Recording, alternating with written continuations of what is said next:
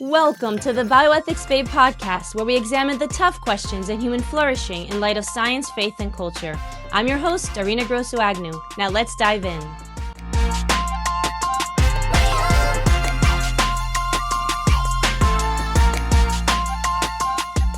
Did overturning Roe v. Wade actually save babies? 4 years after the Supreme Court's landmark Dobbs decision, the headlines seem to tell a simple story. Abortions are up, pro-life laws don't work, women are suffering, and Dobbs has failed. But is that really what the evidence shows? Today's guest says the answer depends on whether you're looking at headlines or actual data. Dr. Michael New is one of America's leading scholars on abortion policy and demographic trends. A graduate of Stanford University and assistant professor of social research at the Catholic University of America, he has spent decades studying the real-world effects of pro-life laws through rigorous social science. His research examines not just abortion estimates, but birth records, infant and maternal mortality, physician migration, miscarriage care, and other public health outcomes. In this conversation, we take a careful look at what has actually happened since Roe was overturned. Are more babies being born in states with stronger protections for the preborn?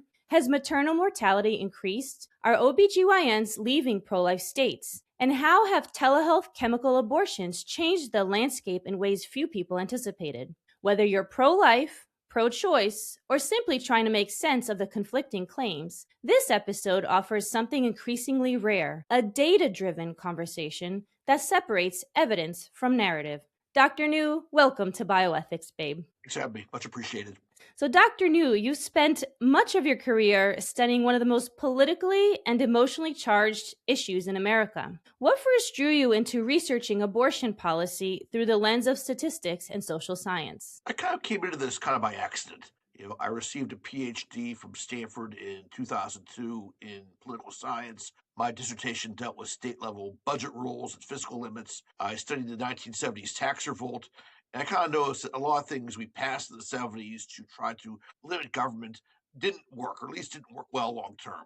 And that got me thinking a bit, that I just noticed pro-lifers worked hard to pass incremental laws like parental involvement laws or informed consent laws, but I didn't see a lot of data, a lot of research that really looked at whether or not these laws were actually effective at lowering abortion rates and saving lives. So I had a background in statistics. I had a background in state politics. After Stanford, went to Harvard, where I had a research position there. And I started this project to look at the impact of state level pro life laws. And I was actually very lucky that one of the reasons why there wasn't much research on this topic at that time was it was difficult to get a good data set of what states had passed what laws at what time. And the only group at that time that was really tracking this consistently was actually NARAL, National Abortion Rights Action League.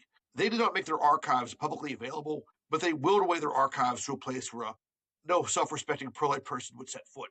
And that was the Women's Library at Harvard University. So, I was able to go to the Women's Library, fill out some paperwork, got this great data set of pro-life laws, and did a study on the impact of state-level pro-life laws, which did show that incremental laws do work. Parental involvement, properly assigned informed consent laws, limitations on taxpayer funding of abortion, all of these things have some impact on getting abortion numbers down. And the Heritage Foundation agreed to publish my paper.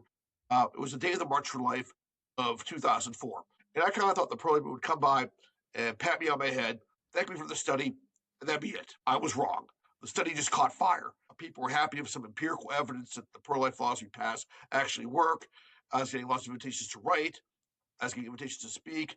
And I kind of realized that the pro-life movement had a lot of bioethicists and lawyers and public health scholars. We didn't really have an in-house social scientist. And that was what I was trained to do. So I just threw this over my shoulder and ran with it. I did other studies on pro-life laws. Thankfully, National Review Online gave me a nice platform to talk about current research on pro-life issues, and I get to be on the radio and great podcasts like this. So here I am. Well, we're happy that you are an expert in this area because obviously it's a much needed area. So you've often said that good research can persuade people who may not share your moral or religious convictions. Why is empirical evidence so important in today's abortion debate? Right, most people join the pro-life movement because they have strong theological or philosophical or moral views that preborn children should be legally protected, and our Philosophical arguments are very strong. The apologetics done by academics like Carter Snead and Robbie George are great. Even more kind of popular writers like Scott Klusendorf do a tremendous job. But the reason why this is important is I think we have to engage the other team a bit. The other team doesn't really like to argue with us on philosophy or theology that much. They put a lot of their money into research and public health.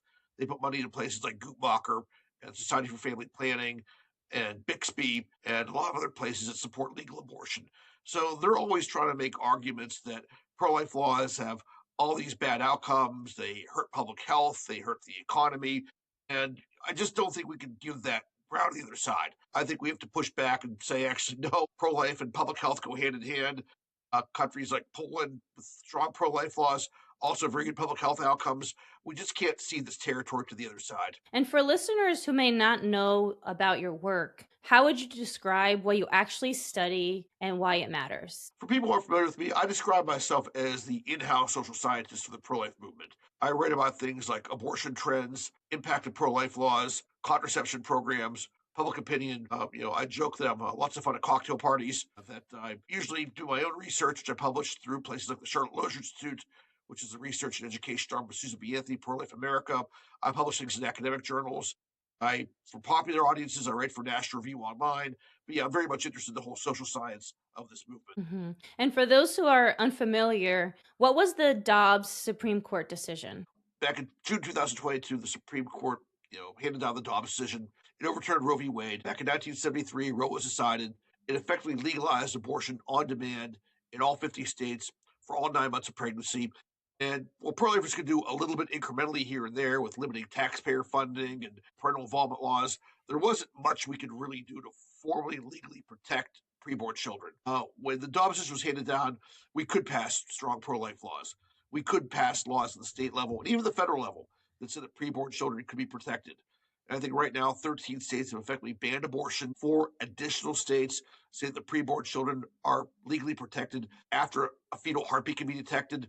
That's typically around 6 weeks. So, in a short amount of time, we have made some headway getting conservative states to pass strong protective pro-life laws. And obviously, now it's 4 years after the Dobbs decision. As you said, it was June 24th, 2022. What is the biggest misconception Americans have about what has happened since Roe was overturned? I think the biggest misconception is that people think the pro-life laws we've passed have not been effective. I will say that, there's a lot of estimates about abortion numbers being circulated by places like Guttmacher and the Society for Family Planning that give the impression that abortion numbers have gone up since Dobbs. I would say a couple things. First off, abortion numbers have been going up since 2017. Why? Because that's when the FDA started loosening rules on chemical abortions. And that's had a big impact on reversing a very long downward trend in the abortion rate, which I'll probably get a chance to talk about later.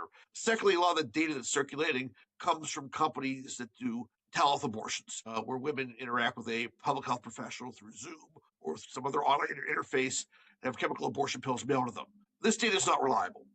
Just because an abortion pill is ordered doesn't mean abortion happened.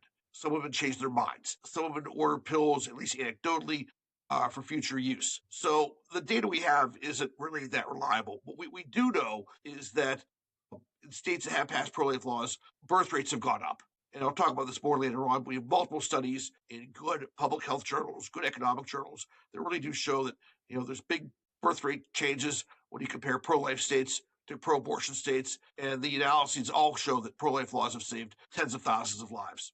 And if abortions have increased nationally, why do you argue that this statistic doesn't tell the whole story? And also, if you can speak about chemical abortions more specifically, as you started to, obviously, chemical abortions have also gone up for the reasons you mentioned. But can you give us first of all, can you give us some statistics on the number of abortions in the US per year? What percent of those are chemical abortions? And have abortions increased nationally since Dobbs? Let's say that according to the estimates, about 1.2 million abortions take place every year. About the data obviously indicates about 60% are chemical. There's a chance that abortions have gone up since Dobbs. Again, a lot of the data comes from places that do telehealth abortions, and that data may not be completely reliable. But I would just say that if it were for the pro-life laws we passed, the situation would be even worse. We've actually seen bigger increases in foreign countries that have not enact the pro-life laws that we've passed. So it is possible that numbers are going up and the pro-life laws we passed are still doing some good. They're not mutually exclusive statements. So, again, what's been happening with chemical abortions is that, the FDA approved RE46 back in 2000. There were a lot of limits on it.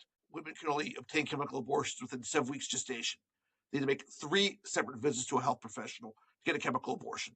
Then in 2017, the FDA loosened the rules a bit. They said that women could take these pills within 10 weeks gestation, and they only had to make 1 in-person visit to a medical professional. That's when abortion numbers started to tick up a bit. Then, during the pandemic, the FDA sort of waived all the rules. They said that women don't need any in-person medical exam. They can just get these pills online, and it's basically anarchy right now. That women get these pills online. There's no verification of their age. There's no verification of the gestational age of their child. There's no follow-up, and this is meant to be a temporary measure during the pandemic. Unfortunately, the Biden administration and some of the Trump administration have continued this unwise policy post-pandemic. And for pro-lifers, that's a great source of frustration. And we, of course, had Dr. Donna Harrison on to talk about the history of the abortion pill, as well as just what happened at the FDA, as you mentioned. So if you're interested in diving into that topic more in depth, then please tune into my conversation with Dr. Donna Harrison. And of course, chemical abortion has changed the abortion landscape.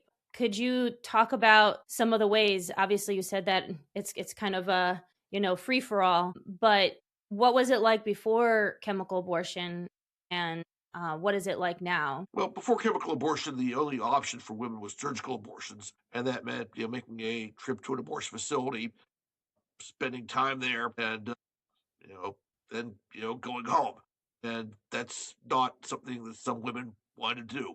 Uh, some women would prefer, tragically, the chemical abortion option. So, when chemical abortions, became, prevalent, or when the FDA approved it, it, sadly created another option for women who want to abort their children. It didn't really change abortion trends much in the short term. But again, when the FDA started loosening the rules and made chemical abortions easier to get, again, we had a very long decline of the abortion rate in this country. And that's something I talk to pro-life audiences about a great deal. Between 1980 and 2017, we cut the abortion rate in half in this country. That's real progress. If the abortion rate today was what it was at its 1980 peak, there'd be 1 million more abortions taking place every year. So I always tell pro-life audiences about getting involved in praying, sidewalk counseling, passing laws, pregnancy centers, educating our friends and our peers.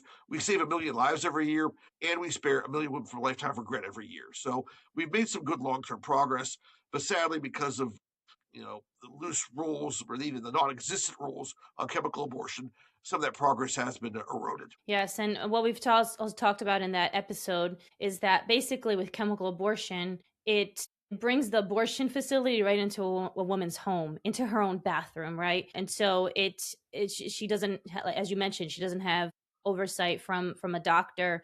The doctor doesn't know how far along she is, or whether that baby is an ectopic pregnancy and could kill her essentially, or any of those things. And then of course, after she has a chemical abortion, if all the parts of the baby don't come out, she could get an infection, and they usually just tell her to go to the ER, and oftentimes just lie that she is having a miscarriage, which is a disadvantage for her, because the doctors at a hospital should know that whether this was a chemical abortion or miscarriage, because the treatment protocol is different. And so obviously those are some other ways that chemical abortion has changed the landscape, and unfortunately put the onus on women to essentially carry out their own abortions, which is so scary. So hopefully the FDA does turn around and put limits on chemical abortions, because right now it's just very dangerous for women in general. Why do you think telehealth abortion has received comparatively little public attention despite its enormous policy implications? Question. I think that the mainstream media kind of benefits from the status quo. Media outlets tend to be, especially mainstream media outlets, tend to be very pro-abortion. They tend not to investigate abortion facilities. They tend not to scrutinize abortion or abortion policy all that much. And I think you raised some excellent points. I mean, this is a health risk. If a woman has an ectopic pregnancy and obtains chemical abortion, that can be fatal. If a woman's further along in pregnancy, she realizes contains chemical abortion, that gives some very negative, serious health consequences. Also, the fact that these pills are unregulated means that boyfriends can get these pills and, put them in their partners' drinks or meals and force abortions, on their partners that don't want them, or force unwanted abortions on their partners. So, I think the media just doesn't scrutinize abortion much at all. Telehealth abortion is no exception. They're kind of happy with the status quo, and that's just tragic. Yeah, and besides potential the boyfriends or husbands or putting abortion pill in their girlfriends or wives' drinks or food, I also think of traffickers, right? They can just buy these abortion pills online and give them to the women. So it's and pimps, right? Pimps can also order them, and there's no control over who gets them. So we're actually going to go in depth in some of that as well in a future episode. But how has chemical abortion, and especially the telehealth chemical abortion, undermined state pro-life protections in the states that have pro-life protections? And before you answer that question, how many states now have pro-life protections? Right now, 13 states have pretty much banned abortion. 4 other states have laws in place that protect preborn children after a fetal heartbeat can be detected, which is usually around 6 weeks. And about 3 or 4 other states have kind of later gestational limits. How do these health abortions undermine these pro-life laws? It's very easy. That women in states like Mississippi or Alabama or Texas have strong pro-life laws in place. These women could simply go online, order chemical abortion pills, and have them shipped to them. So, they don't even have to go out of state. They can just get these pills delivered to their door, and it really does undercut the good, strong pro-life laws that we've worked hard to pass. And some people have suggested that potentially the Comstock laws can apply and put limits on what's mailed to women. What can you tell us about that? Yeah, the Comstock laws, date back to the 1800s, and they made it illegal to use U.S. mail to send a variety of things, including certain kinds of pornographic material and abortifacients, drugs that induce abortions. So I think a very good case could be made, that, the government couldn't force the Comstock Act and stop these chemical abortion pills from being mailed. I think the law is pretty clear about that. Unfortunately, it doesn't seem the Trump administration has the political will to do that right now, but I think that's certainly a good argument, and it's a policy strategy that could be used moving forward. Mhm. If the federal government wanted to significantly reduce abortions without passing new legislation, what changes could be made administratively? The easiest thing that can be done is the FDA could just restore the old rules to chemical abortion, and they could do that today. They don't need an act of Congress. They simply set their own policy. They change the rules to make it more permissive. They could put the older, at least more protective rules back in place. If telehealth abortions were banned, women living in pro-life states could get abortions, but they'd have to go to other states to get them. And we know just that sometimes they won't. If a woman has to travel elsewhere, there's a good chance she'll go ahead and carry that pregnancy to term instead of incurring the cost of going elsewhere. So, if we want to get abortion numbers down quickly, the best thing we can do is just get the FDA to put the old rules in place and make women who see chemical abortions have that in person visit with a medical professional. And that actually would be safer for women because obviously, with an in person visit, a doctor could check how far along she is, what her condition is, etc. So this is actually a safety issue. Obviously, we would want nothing more than to have chemical abortions off the market altogether. But in our fallen world, where that's not the case, at least we can put those protections back in there for the health and safety of women and children. Obviously, I would just obviously say children die because of chemical abortion, but hopefully with those protections in place, more women will choose life, and that's the way that children can be saved, and also that they would be protected from unnecessary health risks. Now, let's look beyond the abortion counts. One of your most interesting observations is that abortions are actually difficult to count. Why is that? You already mentioned that even though a woman may order chemical abortions online, she may not take the pill. What are some of the other ways that make it difficult to count how many abortions there are in the US or even in the world? Post-Dobbs has become a lot more difficult. Why? Because some states have gone and passed good pro-life laws, and laws do some good, but laws also aren't magical. They can be circumvented. So women can go to other states. They can even sometimes go to other countries. They can order these chemical abortion pills with the mail. They can try to self-induce. So just in the post-Dobbs world, getting very solid, accurate data on abortions is just hard to do because again, it's very hard to track people who go to other countries. And I've said before, tracking these telehealth abortions is not easy because they're so unregulated. Hmm. So instead of focusing only on abortion estimates, you argue we should count babies. Explain that approach. Well, I talk to pro-life audiences. I always say that post-Dobbs abortions are hard to count, but babies are easy to count. The government doesn't do a ton of things well, but it can't count babies. I mean, babies are hard to miss. They crawl, they cry, they make a lot of noise.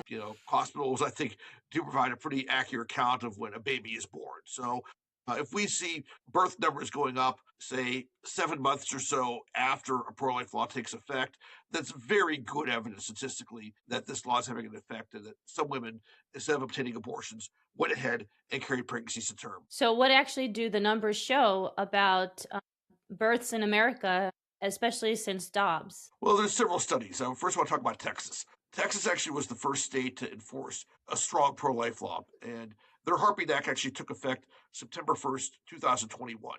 It took effect before Dobbs. They came up with a very creative way to draft this law, which made it very difficult to challenge in court. So it took effect September 1st, 2001. In-state abortions fell dramatically. But what I noticed 7 months later is that births went up. And three separate studies, including one I did, found that over 1,000 more babies were born every month in Texas because of the Texas Heartbeat Act. So, and it's interesting, in 2022, Texas, of all the U.S. states, had the largest percentage birth rate increase of any state in the country. Why? They were the first state to go ahead and enact a strong pro-life law. So, three studies looking at Texas birth data show it saved 1,000 babies every month. And then we have enough data from 2023 and some other years where other scholars have looked at other states that have enacted strong pro-life laws after Dobbs. And three studies, all in good either economic public health journals and whole cause of trends, whole cause of demographic and economic variables. All three of these studies find that the new pro-life laws have saved tens of thousands of lives. So good analyses of birth data in rigorous journals, again, whole cause of trends, whole cause of other demographic and economic variables that might impact the birth rate. They all point the same way. They all show the new pro-life laws have saved tens of thousands of lives. And can you also speak about Florida's heartbeat law, which seems to also have increased births? When was that passed, and what do the numbers show there? Yeah, the Florida heartbeat law took effect sometime in the spring of 2024, and we see from Florida birth numbers went up over a several month time span by about 2,500. Florida's its biggest state is Texas. Telehealth abortions are a little more common now, but I'd say it's still saving 300 births, 300 babies every month. And we see births went up year to year about between 2,000 2,500.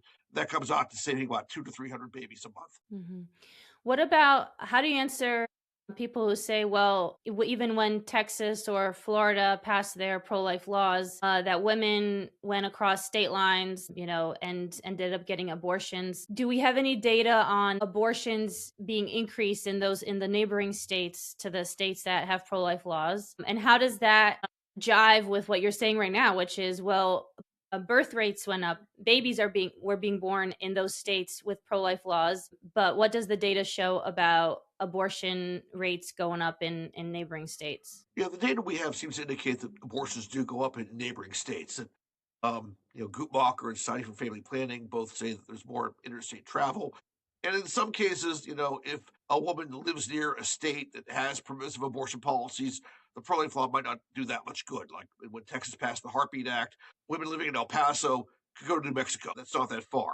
But for women living in Waco or Austin or Houston, traveling to a nearby state, is longer and more costly. So yeah, the laws aren't magical. Not every woman carrying an unwanted pregnancy carries a term because of the pro-life law. Some women do circumvent the laws and obtain abortions in states where the laws are more permissive, but some women don't. So you see a mix of things happening. Some women go to other states and get abortions there. Some women carry pregnancies to term. Hmm. And when you look across multiple states instead of just one or two, like Texas and Florida, what patterns emerge? Again, there have been three studies and yet very solid economics and public health journals that have looked at the 13 states that have passed strong pro-life laws that effectively banned abortion. They've compared birth trends in these states to the 25 or 26 states they deem having permissive abortion policies. And after Dobbs, you see a divergence. You do see birth numbers going up in these states. You see birth numbers kind of going up in these states that are far away from other states where abortion policy is more permissive. So you see bigger increases in states like Mississippi and perhaps Louisiana.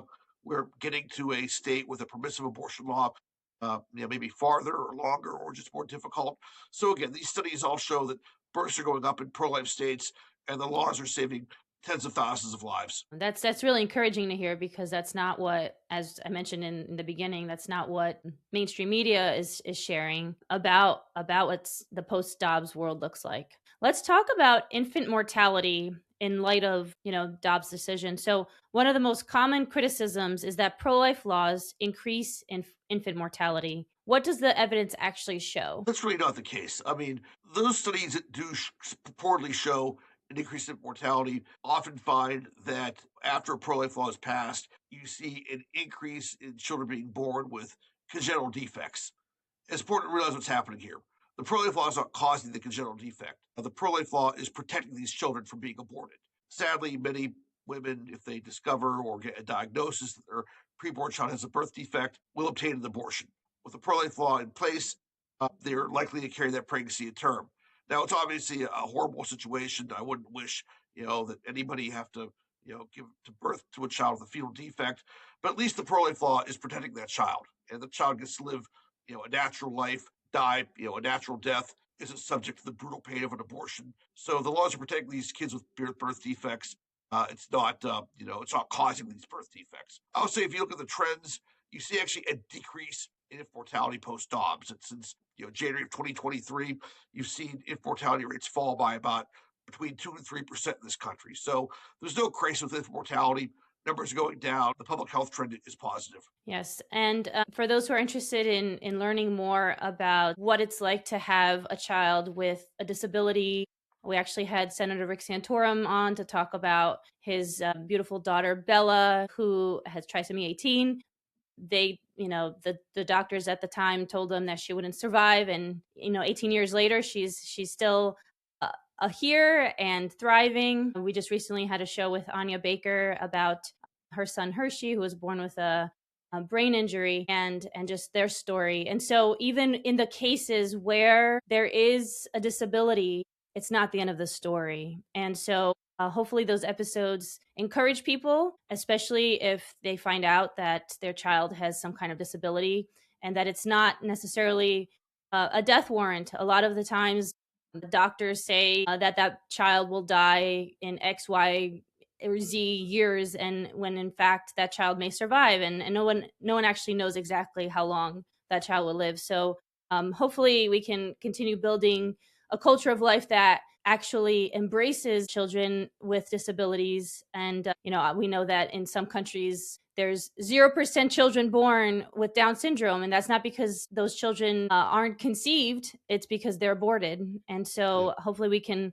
continue building a culture of life that respects the dignity of every person, especially those who are most vulnerable, those children with disabilities. You've pointed out that increases in infant mortality are sometimes driven by babies with severe congenital conditions, as you just mentioned. Are there other reasons or why there would be more children born with those conditions, or is it just a matter of fact that some of those moms end up choosing life for their children? Well, again, the law. What's important to remember here is again the law is not causing the congenital defect; it's protecting these children from being aborted. Again, sadly, many women, if they do find a diagnosis of a birth defect, and sadly, a lot of these prenatal diagnoses are wrong. You know, just because a child is diagnosed with a birth defect doesn't mean the child will have one. There is a non-trivial error rate with these things, and I think that I wish more people would kind of err on the side of caution. But again, what's happening is that these laws are protecting these preborn children. It's a tough situation. No one likes to think about children being born with birth defects. But again, at least the child does get to live its natural life and die a natural death, and doesn't have its life cut short by the pain of an abortion. So what were the national infant mortality trends before Dobbs and after Dobbs? Infant mortality trends are fairly stable. And contrary to what the media is telling you, there's no spike or surge in infant mortality. I mean, since January of 2023, I think numbers have gone down by about 2 to 3%. There's no public health crisis. The public health trends are good. Obviously, it's an important issue. We want to get mortality rates down even further. but the trends post-Dobbs have been good. Now this is a biggie. This comes up in a lot of conversations and media coverage. So there's always talk about maternal mortality, and we frequently hear claims that women are dying because of pro-life laws. Is there any truth to that? No, I think that the mainstream media has just been very, very misleading with how they've reported on these things. Pro-life people want pregnant women to get the care they need. That if a woman is suffering health wise, if her life is in danger, physicians can treat that woman. There's nothing in any pro life law that really prevents physicians from giving proper medical care to any pregnant woman facing a dangerous or a life threatening situation. And if you look at the data, again, overall trends are very good. I think since summer of 2022, maternal mortality has actually gone down by 42% in this country, down by 42%. Now, some of the increase was because of COVID and other factors, but the claim there's some big maternal mortality crisis in this country is just false. Numbers have gone down. That's really encouraging to hear, and I actually think that chemical abortions are causing more health harms to women. Do we have any data on how many women have died because of chemical abortions? I mean, the FDA does have that data. Unfortunately, I mean, the data is not maybe as current as it could be. I don't have the FDA's, data at my fingertips, but a non-trivial number have women have died because of chemical abortions. I mean, I think it's around 80 or 90 since 2000. Unfortunately, the FDA isn't really tracking health outcomes the way they used to. They used to track a pretty wide variety of adverse events, whether it was a hemorrhage, whether it was sepsis. The only thing they're tracking now is deaths. So we don't have great data from the FDA on the real health risks involved with chemical abortion, especially now they're very unregulated. Yeah, and especially if a woman does go to a hospital in an emergency situation after she takes the chemical abortion pill and then tells the doctors there that she's having miscarriage, then that would not necessarily be counted as a chemical abortion, even though it is. Right, So correct. again, the numbers could be completely off if she's been told to basically lie to doctors about it. But as you mentioned, there could also be so many other complications, the sepsis, hemorrhage, etc. So we could argue actually that chemical abortion is actually harming women in America and sending them to the ER. And this has been the case, especially since, as you mentioned, the FDA has lifted some of those protections that actually, helped to make sure that a woman wasn't so far along or that she didn't have an ectopic pregnancy, etc. So, one viral claim suggested maternal mortality increased by more than 50% in Texas. What was misleading about that analysis? Yeah, that was a very misleading analysis. It was put out by a group called the Gender Equity Policy Institute. I'd never heard of this group before. They're not a group that's really known for any kind of rigorous analysis of data. Essentially what they did was they compared maternal mortality data in 2019 to maternal mortality data in 2022. And in 2022, I still think we were still suffering some of the after effects of the pandemic. And there may have been some increase between those 2 years. What's misleading about this, though, is that in 2022, which is a year when Texas had very strong pro-life laws in place, they had the heartbeat law in effect, throughout June until June. Then after June, they effectively banned abortion. In that year, the maternal mortality rate went down 35%. So the year when Texas had the strongest pro-life laws in place, the maternal mortality rate went down that year. That's something that was not covered at all by the mainstream media. Again, I don't know how good the gender equity policy analysis really is, but their own numbers indicate a decline the year the strongest pro-life laws were in effect in Texas. And again, if you can go over what the latest CDC data is and recent peer-reviewed studies and what those show about maternal mortality after Dobbs, if you had to sum it up. Sure. I mean, overall, it's gone down by 42% since the summer of maternal mortality has gone down by 42% since the summer of 2022. And we have at least two good articles in very reputable peer-reviewed journals. American Journal of Public Health, and I forget the exact where the other one appeared, but I do remember that you had two articles in very reputable, well-established, public health journals that basically found effectively no difference in maternal mortality trends in pro-life states and states with permissive abortion policies. They had data from all the states. They compared the trends in pro-life states. They compared the trends in pro-abortion states and found that there was basically no difference. At least no difference they would find was we call statistically significant. Now let's talk about miscarriage, because this is another area that there's a lot of media misconception and misinformation out there. So, another major narrative is that women experiencing miscarriages are unable to receive appropriate medical care in pro life states. What do you have to say about that? That's also misleading. Most women who miscarry just miscarry spontaneously. A relatively small percentage of women either need some kind of surgery or need some kind of other kind of medical intervention. That was true before Dobbs. It was true after Dobbs. It was true in pro-life states. It's true in states with permissive abortion policies. So again, it's not like there's this big crisis out there. Again, most women who miscarry don't need any kind of medical intervention, whether it's surgery, whether it's medicine. That was true before Dobbs. It was true after Dobbs. There's no like miscarriage crisis going on in this country. So, what actually happens in a pro life state where, let's say, a woman did obtain chemical abortion and she's actively basically going through the abortion process and she's starting to hemorrhage and she goes to the ER, even though it's a pro life state, what does the hospital what is the hospital required to do? Well, if a woman is, miscarrying, they are required to treat that woman. Even if a woman, has obtained an abortion, they're still required to go ahead and treat that woman. That we don't prosecute women for having abortions, even in pro-life states. I mean, the handful of things that have happened involve, situations where there's coercion or other things that have gone on. But, hospitals, doctors are required to treat the women who come in. And again, we don't go around prosecuting women who obtain abortions. Essentially, we're interested in prosecuting the abortion doctors and others who may have engaged in misconduct.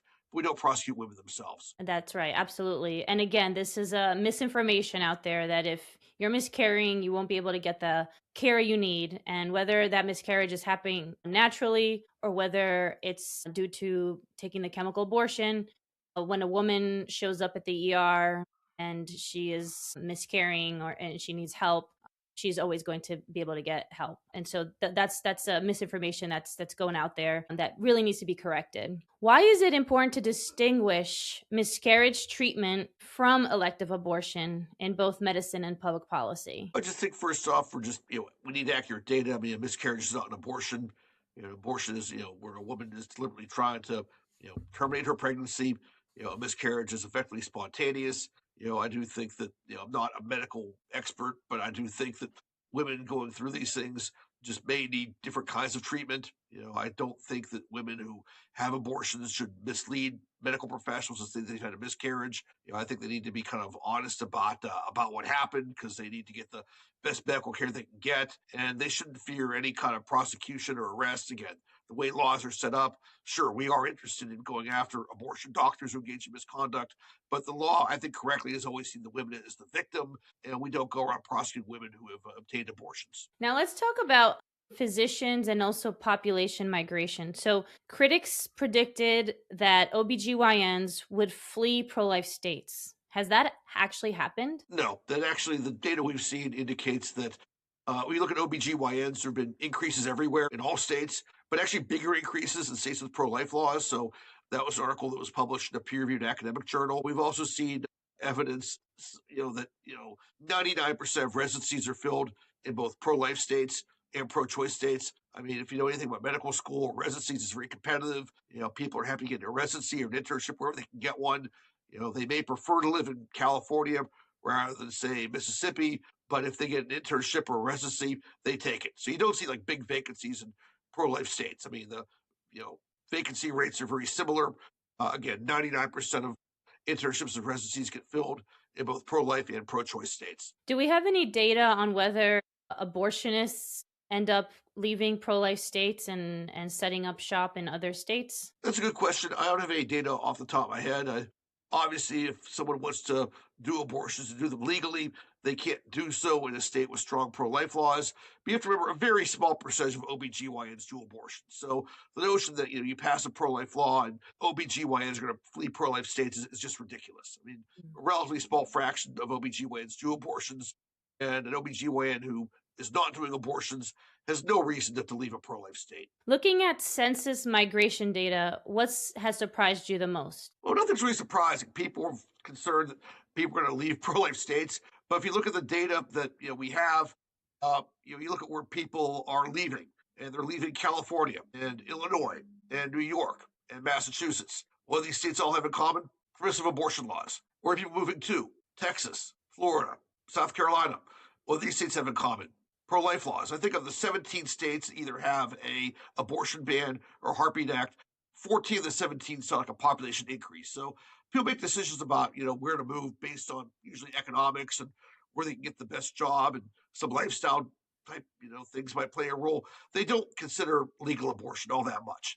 I mean, people are moving to states with strong pro-life laws. They're moving away from states with permissive abortion policies. Again, I saw another study that claimed that college students, or incoming freshmen didn't want to go to school in a state where there was a strong pro-life law in effect. But people say all kinds of crazy things to pollsters. If you look at enrollment numbers, schools in the South where there are pro-life laws doing very well, like University of Alabama, Auburn, University of Texas.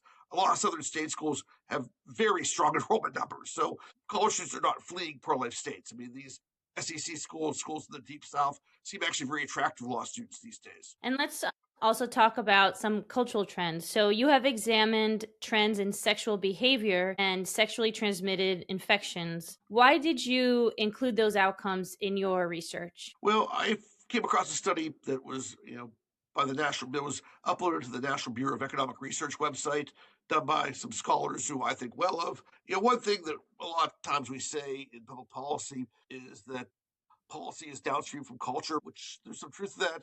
But sometimes culture is downstream from policy.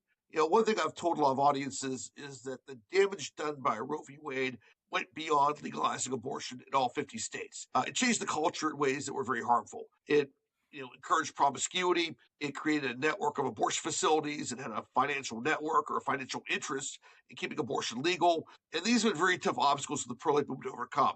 And sometimes it works in reverse. Sometimes you pass pro-life laws and people change their behavior. So the data we're seeing, and again, it's new data, but it seems to be pretty good data, is that gonorrhea rates have fallen in states with pro-life laws. And we've also seen evidence that teenagers are just less sexually active, fewer sexual partners in states with pro-life laws. So sometimes, culture can be downstream from policy. And sometimes pro-life laws can be a force for good that way. Well, that's fascinating, and I think that people ought to know that. And how closely do you think it's related to the fact that these are pro-life states, that these trends are coming out in those states? I think laws aren't magical, but they do play a role, and they do have a pretty powerful impact on kind of expectations, and people respond rationally to incentives, and they know if abortion is hard to come by, or will be costly in certain ways.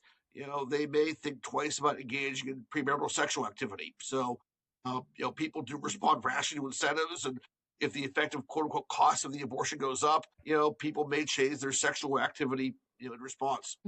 Now let's talk about the media and why the media gets it wrong so much. So media coverage often emphasizes individual anecdotes over broader population level evidence. Why do you think that is? I mean, several reasons. First off, anecdotes can be interesting, and people appreciate personal stories, and that can persuade and motivate people. But anecdotes are important, but they're not the whole story. I mean, sometimes what individuals experience may be very unusual or very uncommon, and sometimes data is hard to come by. Sometimes data isn't timely. And just very often, sometimes data tells us things that the mainstream media would prefer not to cover. One thing, as I said before, that I've talked a lot about is the fact that we have cut the abortion rate in this country down by 50%. That's something the mainstream media basically ignores. And I think that the reason why is that they looked carefully at the data. They concluded that a big reason for this decline was because of things that pro-lifers are doing. And they just don't want to give us that credit. So sometimes the data presents the narrative the media just would prefer to ignore or obscure at times. And could you remind us at what point, in what years did abortion numbers start going down by 50%? Sure, that if you look at the trends, you can just Google abortion trends, and the numbers come up. They're easy to interpret. Not surprisingly, after Roe v. Wade, numbers went up. Abortion was legal in a few states before Roe, like New York and California, but it wasn't legal everywhere. All of a sudden, when abortion is legal everywhere, numbers go up. That's happened in the United States. It's happened in other countries. So we see a consistent upward trend between 1973 and 1980 in the abortion rate. Then 1980, the numbers peak, and with a few hiccups, they go down consistently every year, almost every year, between 1980 and 2017. 1980 is really the first year the Hyde Amendment took effect. The pro-lifers won in Harris v. McRae, and we got the federal government kind of out of the business of paying for elective abortions through Medicaid. That's not the only reason for the decline, but I think it played a big role. But between 1980 and 2017, again, with a few hiccups, the numbers went down consistently. And between 1980 and 2017, again, the U.S. abortion rate fell by half. And that's a much bigger decline than like most other countries. Poland had a bigger decline, but they had an advantage that after the Cold War, they more or less made abortion illegal. And then obviously its abortion numbers down. Japan's had a big decline. I'm not sure why, but they've seen a big fertility decline. If you compare the United States to other like European countries like England or Spain or France or Italy or the Netherlands, we've seen a much larger decline in our abortion numbers than most industrialized countries overseas. And the reason that they started going up again, I guess in 2017, is because of the FDA lifting a lot of its restrictions on chemical abortion. Is that correct? That had a lot to do with it. That a woman wanting a chemical abortion prior to 2017 had to make 3 in-person visits to a medical professional. And also, she could only get that abortion within 7 weeks gestation. In 2017, the FDA loosened the rules and said only 1 visit, and women up to 10 weeks gestation could obtain a chemical abortion. And we didn't mention this earlier, but I think it's an important point to make that here in America, different states have different reporting rules about abortions, etc. Can you talk about some of the states that it's more difficult to get accurate abortion data versus other states where that information is more readily available? Be sure that one problem we have in the pro-life movement is that the CDC does not do a good job tracking abortion data. We get data from places like Guttmacher, which again used to be Planned Parenthood's research arm. We get data from the Society for Family Planning, which is a pro-abortion bias. The CDC just does not do a good job collecting data. California has not reported AA data to the CDC since 1997. States like Maryland and New Hampshire have not reported any data since 2005. So we don't get a complete picture from the CDC. It's something the pro-lifers have complained about. It's something we've worked on off and on. To be honest, I'm not sure we've prioritized this the way we should. But we don't really get accurate data out of California. There are some states that, do have timely data. Florida has been good about releasing timely data. Texas is good about releasing data on time. These are states that have dashboards that, are updated kind of, literally every month or so. So it is possible. We could have timely data. I think everybody involved in this issue should want more and better data, that abortion data give us good impact, good insights about impact of pro-life laws, impact of pregnancy health programs, impact of sex education programs, impact of contraception programs. I think better data helps everybody. But unfortunately, there's some real weaknesses with the abortion data we have, and that's troubling. Mm-hmm. Going back to media and journalists, how can journalists responsibly report on abortion-related research? Well, there's several things. First, the 24-hour news cycle doesn't really do us any favors. I think that there's always a race to be first. And essentially, it's very easy for a journalist to regurgitate a press release and turn that into an article rather than doing a thoughtful story. So first, I think journalists need to read the journal article. Don't go beyond the press release. Really pick through the findings. That's one thing. Ask tough questions of the researcher. Scrutinize what they say. That's another thing. And most importantly, reach out to people with dissenting points of view. That I wouldn't say, pro-lifers never get calls from the mainstream media. We don't get them very often. Often we do have a different perspective. I've been writing and researching academic articles for years and years now. I have a lot of things to say. I don't get a lot of calls from mainstream media journalists. So I think they need to be thorough, read the article. Don't be afraid to ask tough questions, and just don't believe what, the press release says. What statistical mistakes do you most commonly see in abortion reporting? The most common mistake I see in abortion reporting is once in a while you get these studies that compare, abortion rates worldwide. And, we have some countries in the world that have strong pro-life laws. But countries with strong pro-life laws tend to be located either in Africa, in the Middle East, or in South America. These countries often have very high poverty rates. They may also have other kinds of pathologies that increase demand for abortion. What happens is these studies come out and they'll say, well, look, the abortion rate in the pro-life country is the same as the abortion rate in the Netherlands or Sweden. And you can't really compare Tanzania or the Central African Republic to Switzerland. So it gives the wrong impression that pro-life laws are ineffective. But that's not the good way to do research. You can't really compare countries, especially very different countries together. You should do is look what happens when a country changes policy. We saw abortions go down when Poland started passing strong pro-life laws. We saw abortions go down when Chile started to pass pro-life laws. We saw abortions go up in Ireland when they made their policy more permissive around 2017, 2018. So that's what good scholars should do. Now, looking ahead, what questions about the post-Dobbs landscape still need better research? I think we just need to kind of, ideally look at what happened to women who carry pregnancies to term. I think we need kind of a reverse turnaround study. Looks at those women who were thinking about aborting and then carried to term.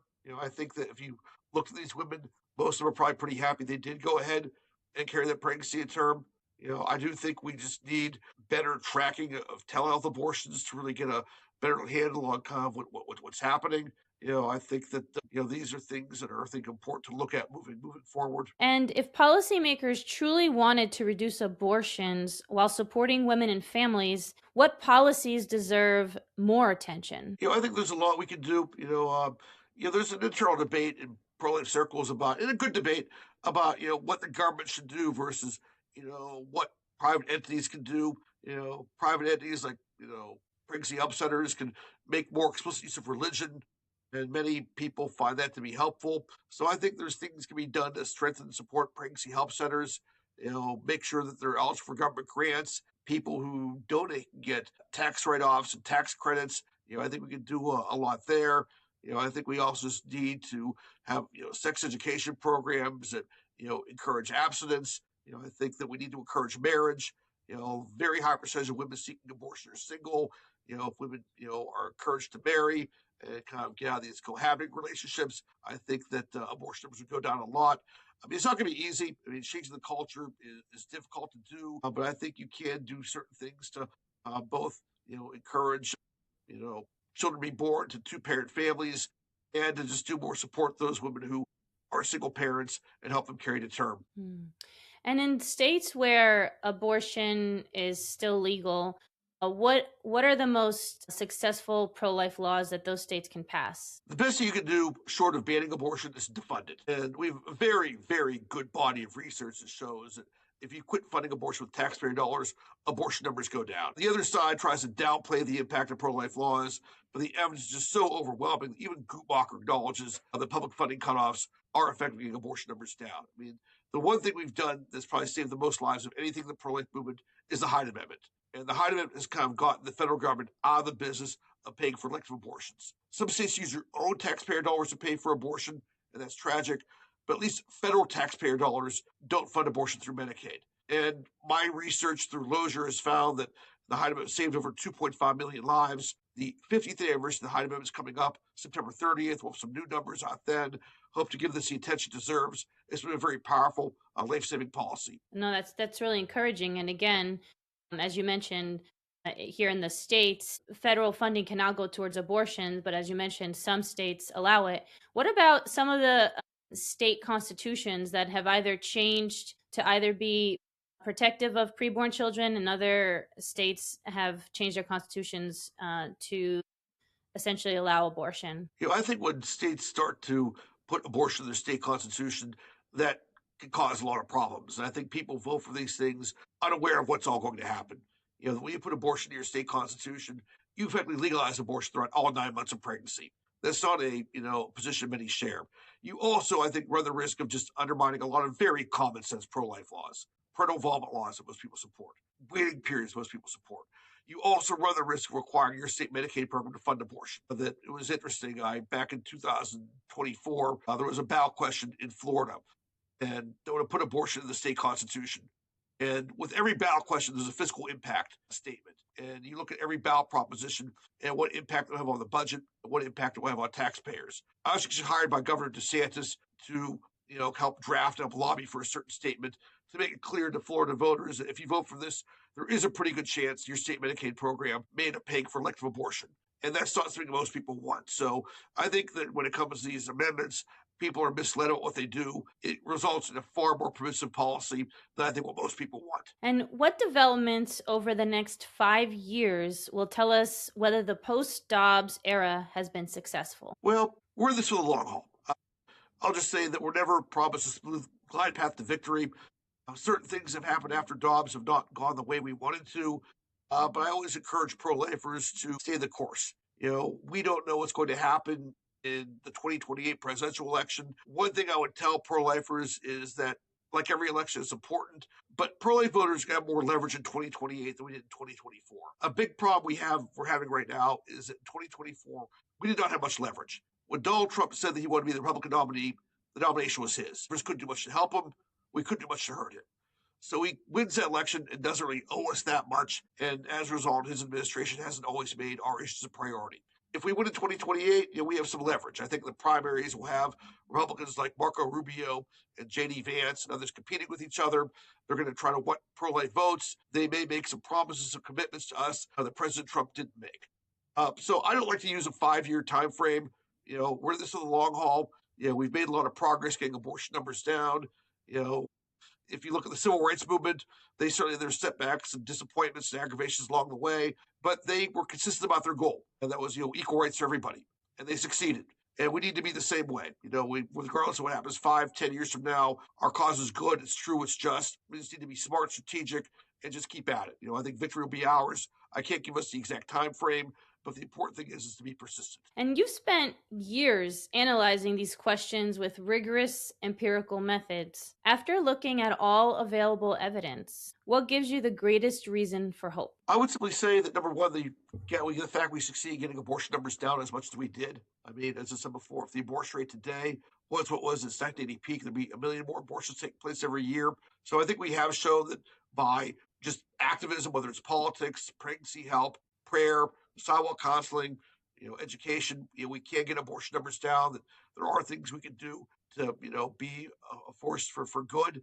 And that gives me a lot of hope. And I also just think that one thing I've always admired about the pro-life movement is that we've not got everything right, but I would say we've always got the most important thing right.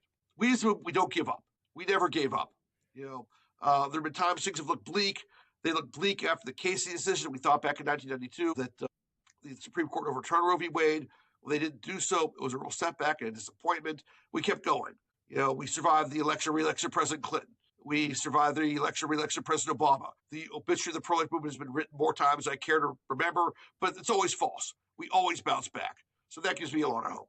Truer words haven't been said. Yes, we're very determined to continue in our protection of preborn babies. If listeners remember only one takeaway from today's conversation, what would you want it to be? I would say it's hard to say one takeaway, but first off, I give me two. Most of what the media is telling you about, trends, whether it's in economics or public health or abortions, post-Dobbs isn't the case. Birth data shows that pro-life laws have saved tens of thousands of lives, and there's no public health crisis in pro-life states. We've seen declines in infant mortality. We've seen declines in maternal mortality. Economically, pro-life states are doing well. Most of what the mainstream media is reporting is just misleading. So that's one thing. Secondly, long term, even though the pro-life movement suffered some political setbacks here and there, we've made good progress getting abortion numbers down by more than 50% since 1980. Those are real lives that are being saved every day. So, we just need to keep up our efforts. Don't be discouraged. Keep fighting the good fight. We're not promised a smooth glide path to victory, but if every conference if we stay the course, victory will someday be ours. Well, thank you, Dr. New, for your insight and knowledge, and you've become the bioethics babe data guy, so we'll definitely have you back for helping us interpret any data or trends out there, given your background. But that should be very encouraging to our listeners, because especially given where people are just looking at year to year, et cetera, and they're not actually looking at what's happening over decades with the abortion numbers, et cetera. What you're saying is very encouraging, because if you're only looking from year to year, it doesn't look like it's changed much. But the fact that it's gone down by 50% since 1980 is a huge win. And every single life that's saved is important, every single one. So even if it was just one life that's saved, because of these pro-life laws, it would be enough. But there are millions that are saved. And so thank you for highlighting that information and sharing with our audience your knowledge, and we'll have you back again. If any listeners are interested and want to keep up with my writing or research, I'm on Twitter/X. My handle is @Michael_J_new. Also on Instagram, same thing, @Michael_J_new. Thank you, and God bless. And Dr. New is also at the National Review, so you can read some of his articles there. From my conversation with Dr. Michael New, one of America's leading scholars on abortion policy and demographic trends, a graduate of Stanford University, and assistant professor of social research at the Catholic University of America, Dr. New has spent decades studying the real-world effects of pro-life laws through rigorous social science.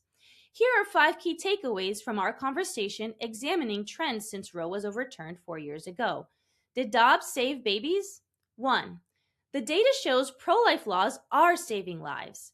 Contrary to many media narratives, multiple peer-reviewed studies show that states with strong pro-life protections have experienced increased birth rates, resulting in tens of thousands of additional babies being born since the Dobbs decision. Dr. New argues that birth data, not abortion estimates, provides the clearest measure of these laws' impact. 2. Chemical abortions have changed the post-Dobbs landscape. Telehealth chemical abortions have unfortunately made abortion more accessible across state lines. They have also made abortion data harder to track and introduced significant concerns about women's safety, medical oversight, and the effectiveness of state-level protections. Dr. New explains why restoring FDA safeguards would save lives and better protect women. 3. Many claims about public health after Dobbs are not supported by the evidence. Dr. New examines claims that pro-life laws have increased maternal mortality, infant mortality, physician shortages, and barriers to miscarriage care. He argues that the best available national data and peer-reviewed research do not support these widespread narratives. 4. Media headlines don't always reflect what the data actually shows. Abortion remains one of the most emotionally charged issues in America, but Dr. New emphasizes the importance of distinguishing anecdotes from population-level evidence. He explains why journalists, policymakers, and the public should carefully evaluate research methods before accepting sweeping conclusions about the effects of pro-life laws. 5. The pro-life movement has made significant long-term progress. Although recent debates often focus on short-term abortion estimates, Dr. New highlights a broader trend.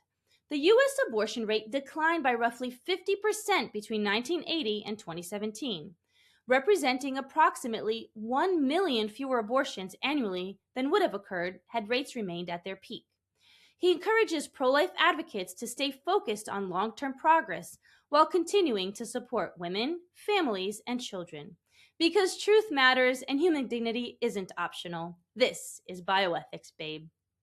Thanks so much for listening to this episode of the Bioethics Babe podcast. If you've enjoyed this content, please subscribe to my YouTube channel and your favorite podcast platform, and share with your friends and family.